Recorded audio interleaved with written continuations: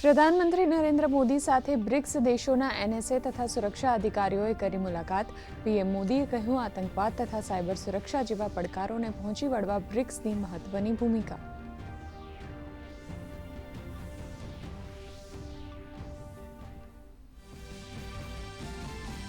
વિદેશ મંત્રી doctor S Jaishankar લેશે દક્ષિણ કોરિયાની મુલાકાત. 2 દિવસીય યાત્રા દરમિયાન તેમના સમકક્ષ સાથે કરશે મુલાકાત.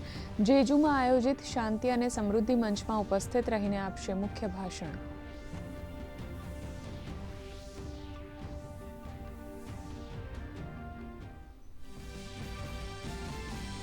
પંજાબના સીએમ ભગવંત માનની વધી મુશ્કેલીઓ, લાગ્યા વિરોધના પોસ્ટર. વાયરલ વિડીયોના મુદ્દે નકલી ફોરેન્સિક રિપોર્ટ તૈયાર કરવાનો ખુલાસો. ગુરુગ્રામ પોલીસે 2 લોકોની કરી ધરપકડ. આજે કોર્ટમાં કરાશે રજૂ.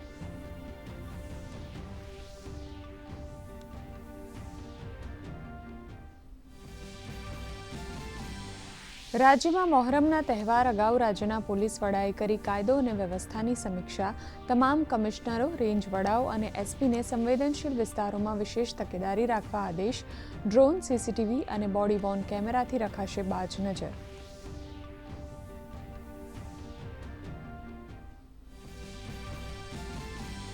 અમદાવાદની 2.5 વર્ષની દુર્વા બ્રહ્મભટ્ટની અનોખી સિદ્ધિ. 2.5 વર્ષની ઉંમરમાં કેનવાસ અને પેપર પર 125થી વધુ A3 સાઇઝની પેઇન્ટિંગ્સ દોરવા બદલ ટોડલર ક્રિએટિવ આર્ટિસ્ટ તરીકે કરાઈ સન્માનિત. મેયર હિતેશ બારોટે દુર્વાને આગળ વધવાનું આપ્યું પ્રોત્સાહન.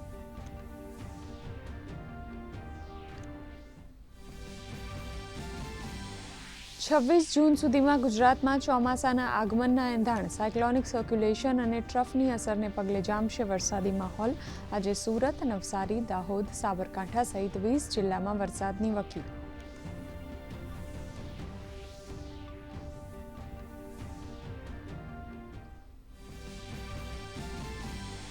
ડોનાલ્ડ ટ્રમ્પને મળ્યો મોટો આંચકો. અમેરિકન સેનેટમાંથી ઈરાન યુદ્ધ રોકવાનો પ્રસ્તાવ પસાર. ઘણા રિપબ્લિકન સાંસદોએ પણ આ બાબતને આપ્યું સમર્થન.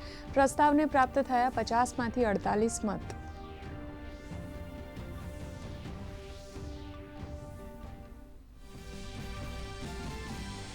ભારતે એફડીઆઈમાં છેલ્લા 5 વર્ષનો રેકોર્ડ તોડ્યો. આરબીઆઈએ જાહેર કર્યા આંકડા. એપ્રિલમાં $660 કરોડનું વિદેશી રોકાણ, જે પાછલા વર્ષના સમાન સમયગાળાની સરખામણીએ 4 ગણું વધુ.